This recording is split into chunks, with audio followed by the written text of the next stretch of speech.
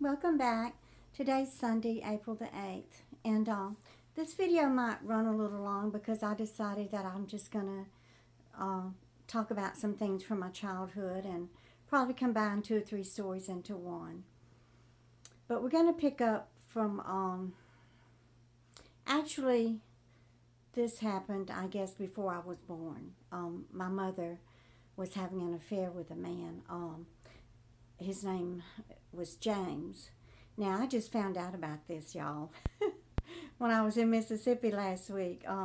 When we picked my oldest sister, when my oldest sister and Bobby came to pick me up from the airport, we started talking, and my oldest sister was sitting in the back seat, and she let me ride in the front with Bobby. And so I asked both of them. I said, "Do y'all ever remember Mama or Daddy telling you that that they loved you?" And there was just dead silence. I mean, like for 30 seconds. And they both said, "Well, no." But my oldest sister did tell me that after she had gotten married and moved out, that she got sick. I think she had a sore throat. And that Mother came over there to visit her. And Mother had stopped by a little store there and picked up a plastic yellow flower and brought it to her. So she said that that gesture from Mother, confirmed that Mother did love her. But then my sister also started talking about this guy named James. And she spilled the beans that there was much discussion amongst her and my brother Malcolm about me being James's daughter. I am different from my sisters. My sister Bobby and my brother Malcolm, they both had blonde hair and blue eyes. And then my older sister Angie, she had light brown hair and green eyes. And then here I come along with olive skin, brown hair, dark brown eyes, and these big old dark circles. I mean, I was born with these things, so they're never going to go away. But anyway, apparently this James guy, Mother had a very long affair with him. Um, but I wanted to go back to, remember my story I told you about Crazy Bessie Rayburn? Well, she was a grown woman. Y'all might have got the idea that she was a kid that used to spit on us on the sidewalk. But she was a grown woman who was married to this man named Rufus Rayburn. And when me and Bobby would walk down the sidewalk from Hamburger Hamps to my Aunt Bert's store, Crazy Bessie Rayburn would cross over the street so that she could pass us, and she would spit on me, not on Bobby. Well, I found out when I was home last week that it's because Mother was having an affair with Rufus, and Crazy Bessie Rayburn thought that I was his daughter. Now, ain't that something? Um, anyway, I just wanted to tell y'all that this was the first time that I've ever been home and that I was able to actually go visit Mom and Daddy's grave site where I didn't feel all of this hatred and disgust and anger and loathing and the detesting and just sick on my stomach. I mean, I used to want to just throw up. I used to want to take a sledgehammer with me and just beat those two tombstones to death. I just hated them that much. But I just want to tell you that I don't have those feelings anymore. And I really do believe that it's because of you. All 445 of you. Yeah. Thank you so much. You've just helped me to come to terms with it, with my childhood and the mistreatment and the abuse. All of your kind comments and your words. I just love y'all so much. I wish I could just sit here and name all of your names off, and maybe I will do that someday, but you know who you are. You know who you are. And I love you so much. Okay, well, let's get back to the story. So anyway, That's we're done with Rufus and Crazy Bessie Rayburn. So now this James guy, he comes along, and this is me. Little Glenda Merle. I was about looked to be about 2 years old. Now that's down on the Mississippi Gulf Coast, and y'all remember I used to tell you that Mama would tell Daddy that she was taking Glenda Merle and Bobbie Nell down to the Gulf Coast for a little vacation, but she was really, going down there to meet her boyfriend. And I always had it in my mind that it was that old Garland guy, because I had no memory of this James Cobb, that she used to have the affair with. But anyway, I do remember Mama taking, she would go pick up Maggie. Y'all remember Maggie, my story about how much I loved her, the black lady that used to babysit me. Well, Mama would go pick up Maggie Jr. from over in the quarters. She lived on a shack over there, just on the other side of the railroad tracks.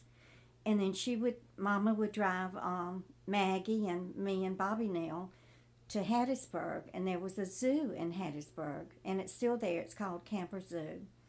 And Mama would leave us there, and it would be hot, and oh, it stunk so bad. Oh, those little animals were so nasty. But I loved being there because I was with Maggie, and Maggie loved me, and I loved her.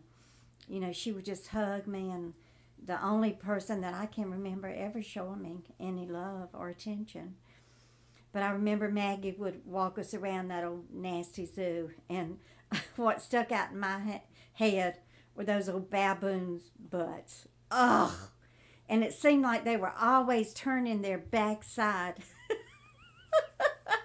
to the spectators. Oh, that was so disgusting to me.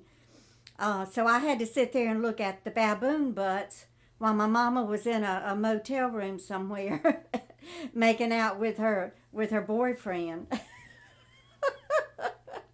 But I can remember having a little sick feeling in my stomach, and so I knew something wasn't right, even though I was only about 3 or 4 years old. So anyway, this James guy, he died in 1969, September, I believe it was 1969. Well, my sister Bobbie, she was pregnant with her second child at that time, and so she had a doctor's appointment in Hattiesburg.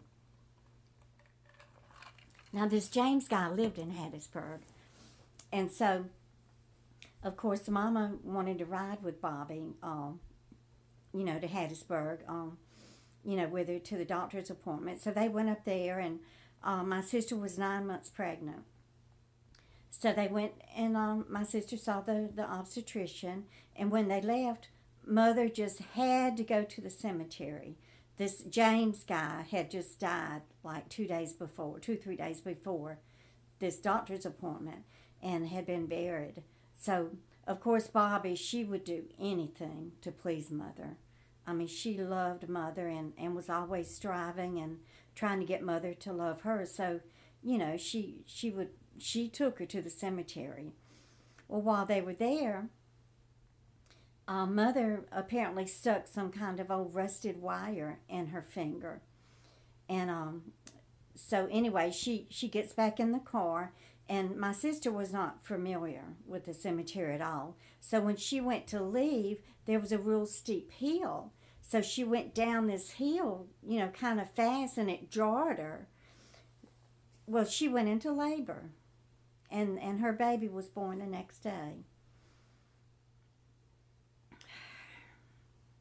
So anyway, a few more days went by, and my sister came home with the baby and everything, and she had asked Mother if she would come help her with the baby.